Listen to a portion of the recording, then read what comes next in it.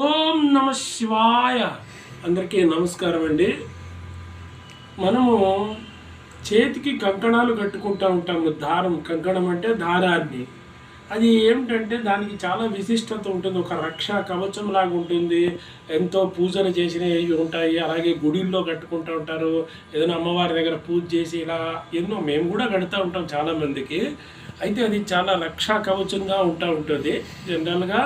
అలాంటి పురుషులైతే కుడి చేతికి, ఆడవాళ్ళకి కొన్ని సందర్భాల్లో పూజలు చేసినప్పుడు ఎడమ చేతికి, అలాగే కొన్ని సందర్భాల్లో కుడి చేతికి ఇవన్నీ కడుతూ ఉంటారు. వాటిని ఎలా ఉంటుందయ్యా అంటే దాని విలువ చాలా ఇంపార్టెంట్. చూడడానికి దారంలాగా ఉన్నా కానీ అద్భుతమైనటువంటి ఫలాన్ని ఇస్తుంది. అయితే దాంట్లో ఒక మంత్రం ఉంటుంది, దాంట్లో ఒక శక్తి ఉంటుంది, ఇలాంటివన్నీ ఉంటాయి. కాబట్టి దానికి ఏంటంటే ఏదైనా మనకి కుటుంబంలోని ఏదైనా మైలు వస్తూ ఉంటుంది.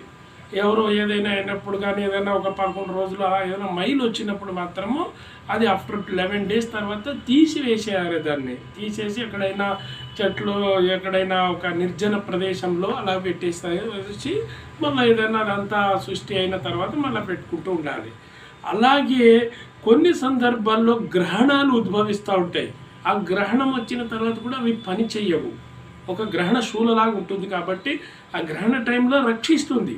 కాకపోతే గ్రహణం అయ్యాక అది పని చేయదు. అందువల్ల గ్రహణం అయ్యాక అది తీసివేయాలి. కొంతమంది అయితే ఏళ్ల తరబడి, కొన్ని నెలల తరబడి అట్లనే ఉండించుకుంటూ ఉంటారు. ఇది కొద్దిగా గమనించి అట్లాంటి ఒక ప్రాసెస్ తీసుకొని ఏదైనా తీర్థయాత్రకి వెళ్ళినప్పుడు, ఎక్కడైనా అట్లాంటి చోటుకి వెళ్ళినప్పుడు అది తీసేసి మళ్ళీ వేరేది కూడా కట్టుకోవచ్చు. అలా కూడా చేస్తారు కొంతమంది. అందువల్ల దాన్ని తీసేసేటప్పుడు కూడా ఒక ప్రాసెస్ ఉంటుంది. ఇష్టం వచ్చినట్టు ఏదో ఇట్లా పీకేసి ఎట్లా పడితే అట్లా పాడేయకూడదు. ఎందుకంటే దాంట్లో ఒక పవర్, ఒక మంత్రం, ఒక శక్తి, ఒక గురువు అనుగ్రహం ఎన్ని ఉంటాయి. కాబట్టి వాటిల్లో ఏంటంటే తీసేటప్పుడు మెల్లిగా ఇప్పుకోగలగాలి. ఒకవేళ ఇప్పుకోవడానికి రాలేదనుకోండి, ఏదైనా కత్తిరితో కట్ చేసుకుని నిర్జన ప్రదేశంలో ఎక్కడైనా వేసేయాలి దాన్ని.